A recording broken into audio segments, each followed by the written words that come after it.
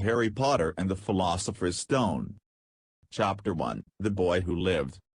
Mr. and Mrs. Dursley, of number 4, Privet Drive, were proud to say that they were perfectly normal, thank you very much. They were the last people you'd expect to be involved in anything strange or mysterious, because they just didn't hold with such nonsense. Mr. Dursley was the director of a firm called Grunnings, which made drills. He was a big, beefy man with hardly any neck, although he did have a very large mustache. Mrs. Dursley was thin and blonde and had nearly twice the usual amount of neck, which came in very useful as she spent so much of her time craning over garden fences, spying on the neighbors.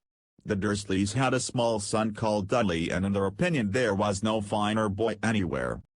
The Dursleys had everything they wanted, but they also had a secret, and their greatest fear was that somebody would discover it. They didn't think they could bear it if anyone found out about the Potters.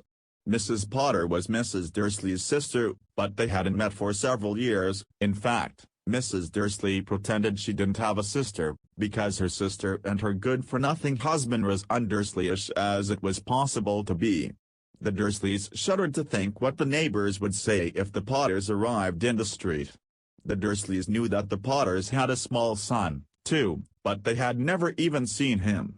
This boy was another good reason for keeping the Potters away. They didn't want Dudley mixing with a child like that. When Mr. and Mrs. Dursley woke up on the dull, grey Tuesday our story starts, there was nothing about the cloudy sky outside to suggest that strange and mysterious things would soon be happening all over the country. Mr. Dursley hummed as he picked out his most boring tie for work, and Mrs. Dursley gossiped away happily as she wrestled a screaming Dudley into his high chair. None of them noticed a large tawny owl flutter past the window. At 8:30, Mr. Dursley picked up his briefcase, pecked Mrs. Dursley on the cheek and tried to kiss Dudley goodbye but missed, because Dudley was now having a tantrum and throwing his cereal at the walls. "Little tyke," chortled Mr. Dursley as he left the house. He got into his car and backed out of number 4's drive. It was on the corner of the street that he noticed the first sign of something peculiar, a cat reading a map. For a second, Mr. Dursley didn't realize what he had seen, then he jerked his head around to look again. There was a tabby cat standing on the corner of Privet Drive, but there wasn't a map in sight.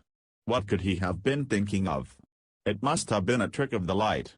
Mr. Dursley blinked and stared at the cat. It stared back. As Mr. Dursley drove around the corner and up the road, he watched the cat in his mirror. It was now reading the sign that said Privet Drive. No, looking at the sign, cats couldn't read maps or signs. Mr. Dursley gave himself a little shake and put the cat out of his mind. As he drove towards town he thought of nothing except a large order of drills he was hoping to get that day. But on the edge of town, drills were driven out of his mind by something else. As he sat in the usual morning traffic jam, he couldn't help noticing that there seemed to be a lot of strangely dressed people about. People in cloaks. Mr. Dursley couldn't bear people who dressed in funny clothes, the get-ups you saw on young people. He supposed this was some stupid new fashion. He drummed his fingers on the steering wheel and his eyes fell on a huddle of these weirdos standing quite close by. They were whispering excitably together. Mr. Dursley was enraged to see that a couple of them weren't young at all. Why, that man had to be older than he was, and wearing an emerald green cloak. The nerve of him. But then it struck Mr. Dursley that this was probably some silly stunt. These people were obviously collecting for something. Yes, that would be it. The traffic moved on, and a few minutes later, Mr. Dursley arrived in the Grunnings car park, his mind back on drills. Mr. Dursley always sat with his back to the window in his office on the 9th floor. If he hadn't, he might have found it harder to concentrate on drills that morning. He didn't see the owls swooping past in broad daylight, though people down in the street did. They pointed and gazed open-mouthed as owl after owl spat overhead. Most of them had never seen an owl even at night time. Mr. Dursley, however, had a perfectly normal, owl-free morning. He yelled at 5 different people. He made several important telephone calls and shouted a bit more. He was in a very good mood until lunchtime, when he thought he'd stretch his legs and walk across the road to buy himself a bun from the baker's opposite. He'd forgotten all about the people in cloaks until he passed a group of them next to the baker's. He eyed them angrily as he passed. He didn't know why, but they made him uneasy. This lot were whispering excitedly, too, and he couldn't see a single collecting thing. It was on his way back past them, clutching a large donut in a bag, that he caught a few words of what they were saying. The Potters, that's right, that's what I heard dash. Dash yes, their son, Harry dash. Mr. Dursley stopped dead. Fear flooded him. He looked back at the whisperers as if he wanted to say something to them, but thought better of it.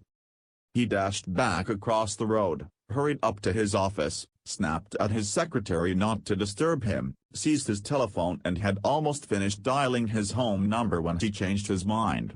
He put the receiver back down and stroked his mustache, thinking, no, he was being stupid. Potter wasn't such an unusual name.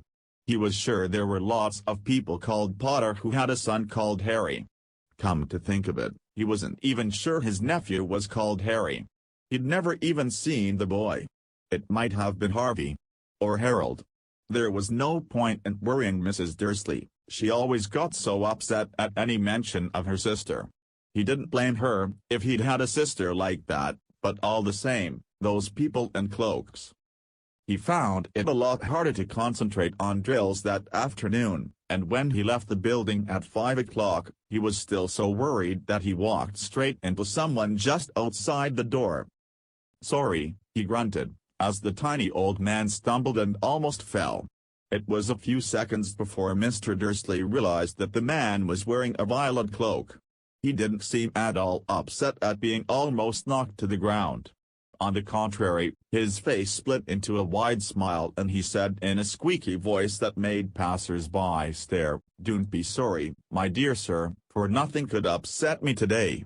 Rejoice, for you know who has gone at last.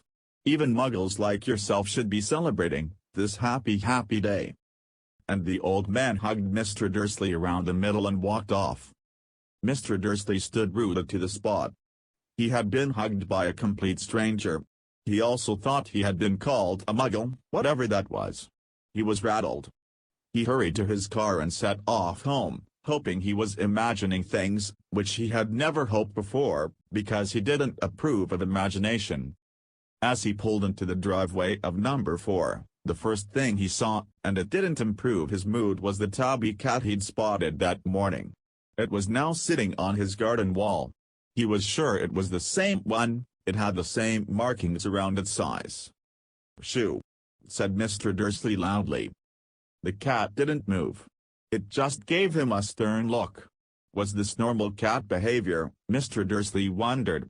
Trying to pull himself together, he let himself into the house. He was still determined not to mention anything to his wife. Mrs. Dursley had had a nice, normal day. She told him over dinner all about Mrs. Next Door's problems with her daughter and how Dudley had learned a new word, shan't. Mr. Dursley tried to act normally. When Dudley had been put to bed, he went into the living room in time to catch the last report on the evening news. And finally, bird watchers everywhere have reported that the nation's owls have been behaving very unusually today. Although owls normally hunt at night and are hardly ever seen in daylight, there have been hundreds of sightings of these birds flying in every direction since sunrise.